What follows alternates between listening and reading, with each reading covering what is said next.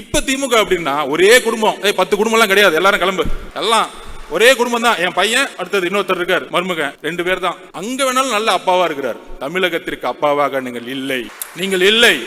அப்புறம் தலைவர் சொன்னார், பாசிசமா பாயசமா, அதுக்கு நான் எக்ஸ்பிளைன் பண்றேன். நிறைய பேர் உட்காந்து டிவி டிபேட்ல பேசணும், அது என்ன பாயசம், அவருக்கு வந்து அரசியல் தெரியல. நான் எக்ஸ்பிளைன் பண்றேன். அதுக்கு ஒரு வரலாற்று காரணம் இருக்கு.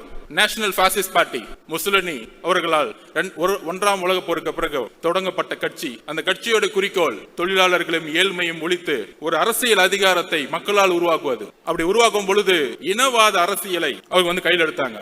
அதே இனவாத அரசியலை பிஜேபி எடுத்து தேர்தல் அரசியலை கையில் எடுக்கும் பொழுது அதற்கு தான் அதன் பெயர் பாசிசம் என்று சொன்னோம். பாயசம் சொன்னோன்னே என்ன நினைச்சிட்டாங்கன்னா திமுகலாம், பரவாயில்ல அவர் வந்து நம்மள வந்து கொஞ்சம் ஸ்வீட்டா தான் திட்டுறாரு, தெரியல இன்னும் அவ்வளவு அரசியல் அறிவு கிடையாது.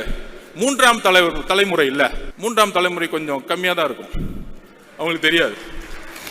இவர்கள் எப்படின்னா பாயசம் சொல்லக்கூடாதுன்னா நாசிசம்னு சொல்லணும், அப்பதான் கொஞ்சம் புரியும். ஸ்ட்ரைட்டா ஹிஸ்டரி புரிய வைக்கணும். நாசிசம் எப்படின்னா பாசிசோடைய முசோலினியோடைய ஒருத்தரை பார்த்து வளர்ந்தார் அந்த காலத்துல, அவர் பேர் தான் ஹிட்லர்.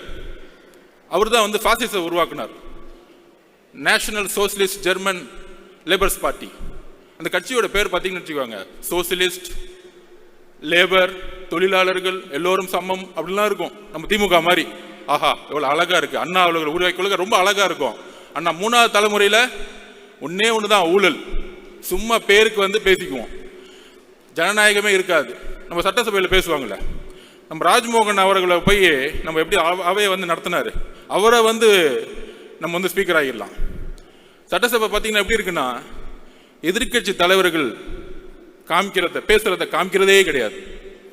வேல்முருகன் அண்ணன் பேசினா கூட காமிக்கிறது கிடையாது, ரொம்ப ஓவரா பேசுற. உட்காரு, என்னடா ஜனநாயகம்? சட்டசபையில் பேசினா கூட ஒன்லி முதல்வர் பேசுவார், அங்கிருந்து பேப்பர் வரும், திடீர்னு முழங்குவார், கேமரா அவர் மட்டும் காமிக்கும். எதிர்கட்சி தலைவரை நான் கேட்கிறேன், எதிர்கட்சி தலைவர் சபையிலே இருக்க மாட்டார், வெளியே போயிருப்பாரு, அவரை பார்த்து கேட்டுட்டு இருப்பாரு. 10 மானிய கோரிக்கை ஒரே நாள் நிறைவேற்றப்படும். உங்க அப்பா கலைஞர் காலத்துல கூட நிறைவேற்ற முடியல, பண்ணதில்லை. எவ்வளவு பெரிய தவறு! மானிய கோரிக்கைங்கிறது ஒவ்வொரு டிபார்ட்மெண்டோடைய ஒரு உயிர் நாடி. ஒவ்வொரு நாளும் மக்கள் அந்த எதிர்கட்சி தலைவர்களும் ஒவ்வொரு உறுப்பினர்களும் ஒவ்வொரு மானியத்தை நோக்கி கல்வி மானியம் இருந்தா உட்கார்ந்து 2 நாள் டிபேட் பண்ணுவாங்க. ஆனா இன்னைக்கு எப்படி பிஜேபியோடைய பாராளுமன்றம் நடக்குதோ அங்கேயாச்சும் லைவ் போடுறாங்க, இங்க லைவும் கிடையாது. ஆனா இங்கிருந்து எம்பிகள் போய், நம்ம அக்கா கனிமொழி அக்காலாம் போய், ஜனநாயகம் பறிக்கப்படுகிறது, ஜனநாயகம் பறிக்கப்படுங்க, பேச விடல. இங்க என்ன நடக்குது? எல்லாரையும் பேச விடுறீங்களா? எத்தனை நாள் சட்டமன்றம் நடக்குது? மக்களுடைய குரல் வலிகளை நீங்கள் வந்து சட்டசபையில் நெருக்கணும்னு நினைக்கிறாங்க. அங்கதான் ஜனநாயகம் இல்லை. சட்டசபையிலே ஜனநாயகம் இல்லைன்னா வீதிகளில் எப்படி ஜனநாயகம் இருக்கும்? இங்க ஜனநாயகமே இல்லை.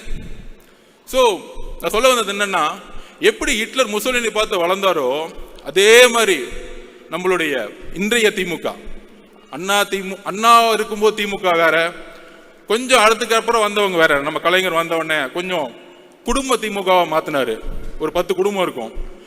இப்ப திமுக அப்படின்னா ஒரே குடும்பம், 10 குடும்பம் எல்லாம் கிடையாது, எல்லாரும் கிளம்பு, எல்லாம் ஒரே குடும்பம் தான். என் பையன், அடுத்தது இன்னொருத்தர் இருக்கார், மருமகன், 2 பேர் தான். மித்த 10 குடும்பம்.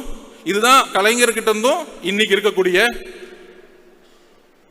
முதல்வருக்கும் உள்ள வித்தியாசமே.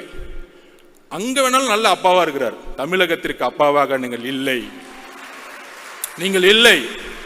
கள்ளக்குறிச்சியில் 70 பேர் இறந்தாங்க. 70 பேர் இறக்கும் பொழுது நீங்கள் அங்க போகல. ஏன் போல?